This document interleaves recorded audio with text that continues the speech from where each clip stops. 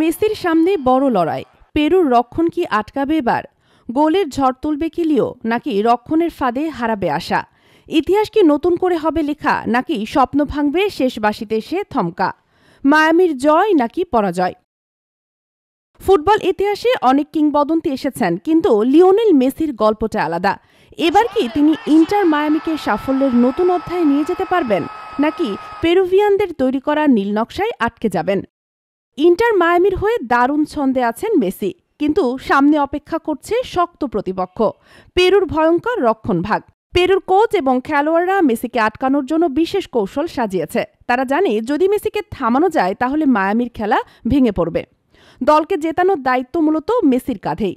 তার জাদুকরি pass, dribble আর ফিনিশিং কি পারবে প্রতিপক্ষের রক্ষণভাগ গড়িয়ে দিতে?